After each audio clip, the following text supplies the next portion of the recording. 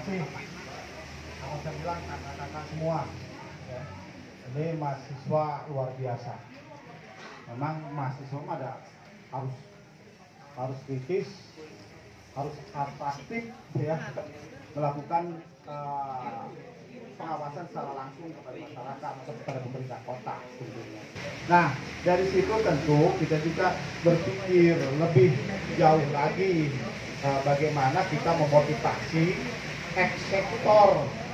eksekutif dalam hal ini berkaitan dengan kebijakan-kebijakan yang pro rakyat berkaitan dengan pembangunan salah satunya. Nah, ini yang harus kita sikapi bersama. Salah satunya adalah Stadion Sangkuriang. Nah, maka pada saat wali kota 2017-2022 menjanjikan di dalam programnya ada program tentang perbaikan lapangan olahraga, sarana olahraga, maka saya secara pribadi ya tentu sangat mendukung hal itu. Nah, di dalam perjalanan tadi disampaikan oleh Pak Budi, memang prosesnya sangat luar biasa. Karena dengan uang besar, cukup besar, ya, yang 273 miliar itu, tapi Caningali belum melihat uangnya sebesar apa yang masuk ke kas kita sebetulnya. Tapi dijamin sih waktu itu kalau memang tendernya terlaksana, uang itu pasti ada lah, ya pasti ada. Nah, tetapi memang dalam perjalanan ini saya berulang kali ke Pak Budi menyampaikan, karena kebetulan saya sarjana olahraga, kebetulan juga saya paham terhadap undang-undang olahraga, ya, dan kebetulan juga saya adalah pembuat peraturan tentang peraturan daerah, ya. Saya sendiri ketuanya itu sangat mensupport dalam hal itu, termasuk kaitan dengan lelang. Tapi tetap ada was-was, ya, was-was dengan tadi kegiatan-kegiatan yang kita belum dilaksanakan. Di Februari itu suratnya sudah ada, angkanya sudah ada, ya. Tapi ternyata DED itu kan bukan berubah lah, ya, perlu ada penyesuaian, ya, penyesuaian anggaran, penyesuaian tadi pemilahan 110 dengan 163, jadi dibuatlah itu dan baru di bulan kan penyampaian awal bulan apa Pak Budi ya ke Komisi 3 di bulan Mei kalau tidak salah. Bulan Mei dan bulan Mei itu pun ternyata di RAB-nya juga agak berbeda ya Pak Budi kalau nggak salah, ya. Artinya anggaran itu dalam DED dengan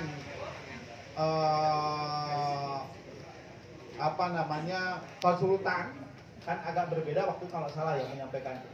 Nah, sehingga baru kita melaksanakan tender itu di bulan September. Bulan September, perjalanan bulan September itu kan 40 hari ya. 40 hari berjalan sampai ke bulan Oktober. Ya, bulan Oktober lalu ada evaluasi 1 minggu kemudian ya Pak. Jadi ya, baru tanggal 5 November itu ada pengumuman. Ya, ada pengumuman. Ternyata dalam perjalanan tentu memang tadi sampaikan oleh Pak Kadis tidak semudah apa yang dilihat oleh kita pada saat kita menentukan pemenang. Kalau kita dari 125 peserta yang mendaftar menjadi 6, dari 6 menjadi 4, itu pun berarti ada proses tuh yang dilakukan. Dari 4 sendiri ternyata tidak ada yang memenuhi persyaratan juga sama. Ya akhirnya kalau kita dipaksakan untuk jadi pemenang, maka ya tidak sah dong, ya tidak sah dong, maka jadi kerana hukum nantinya. Ya. Nah ini yang memang kendala yang dilakukan. Sempat saya menyampaikan ke Pak Budi selaku Pak Kadipora, tanggal 5 itu saya sudah menyampaikan mengajukan ketemu dengan wali kota waktu itu. Karena masih ada sisa waktu lebih dari 50 hari yang kemungkinan bisa dilakukan tender ulang. Tapi ternyata dalam perjalanan ya memang dengan kesibukan Pak PLT juga dan juga kita komunikasi dengan provinsi, anggarannya tidak bisa dibesokkan 2022 kalau tidak ada hasil tender ya kita mau diapakan lagi. Itu kira-kira, sehingga kami pada saat itu melakukan daripada tidak ada sama sekali Stadion Sangkuriang yang dipupur lah ya, dipupur pakai lipstick ya. Artinya dengan anggaran yang 273 paling tidaknya kena jadi wali kota sudah saja dibikin saja apalah sisa anggaran yang kita bisa buat ya kita lakukan. Waktu itu saya minta di atas 10 malah ya, 10 miliar. 10 miliar cukup untuk membenteng yang runtuh ya, perbaikan sedikit atap-atapnya ya, tadi dipupur nya dicat lagi ya.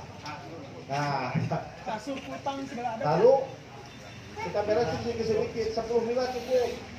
Tapi ternyata anggarannya cuma mendapatkan di angka jadi setengah miliar ya, jadi setengah miliar. Nah itu yang mungkin akan dipakai di tahun 2022 ya. Tapi tadi karena juga ini tidak gampang kan, harus melalui proses juga sama nantinya.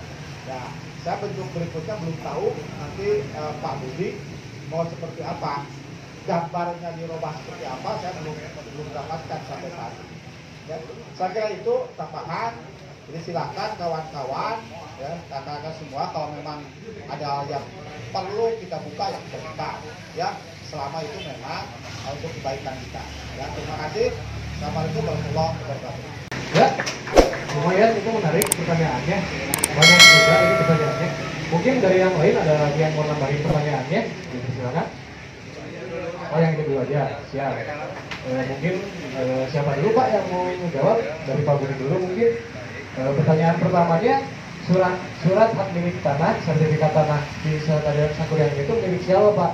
Masih milik Kabupaten Bandung ataukah sudah dipegang oleh Cimahi? Ya, baik. Terima kasih Pak Adam ya, sudah ada pertanyaan yang pertama terkait dengan status tanah atau status kepemilikan.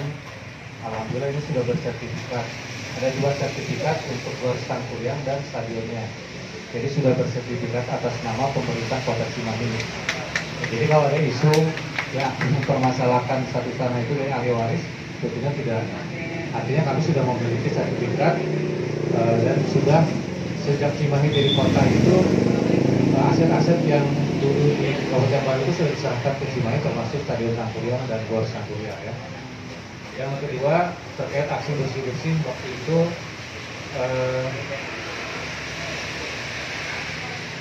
tadi Pak Dina sudah sampaikan.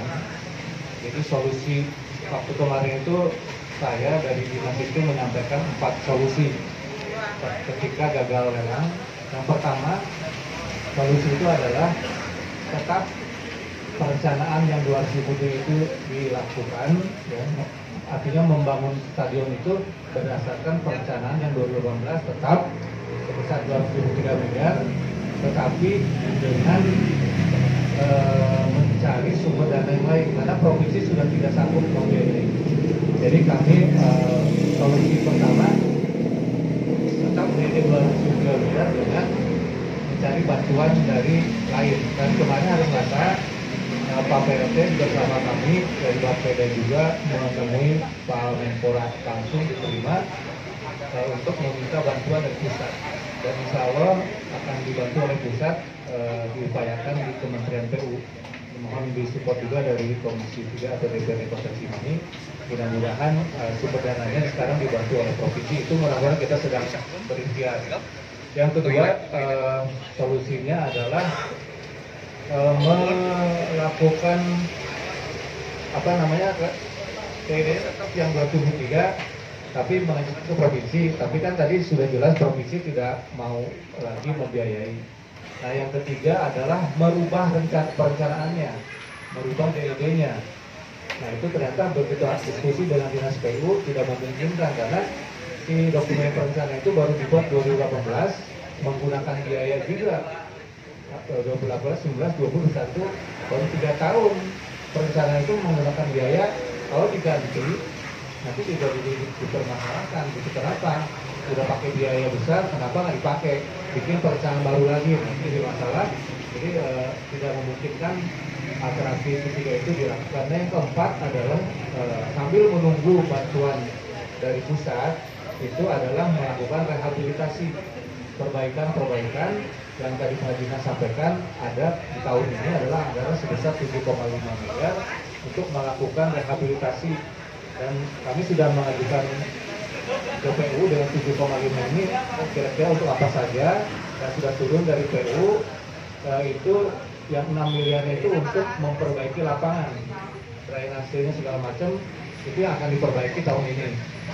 Jadi minimalnya sambil menunggu bantuan tadi dari pusat, minimalnya bisa dipakai untuk latihan SSB, ya, yang ASTOT juga bisa dipakai untuk latihan-latihan.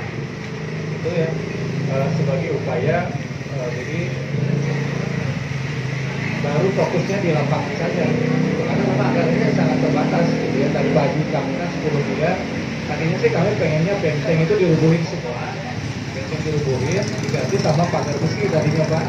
Tapi dari PU ternyata karena anggaran yang kecil baru bisa seperti itu, dan memperbaiki pengecatan mungkin yang tribun utama.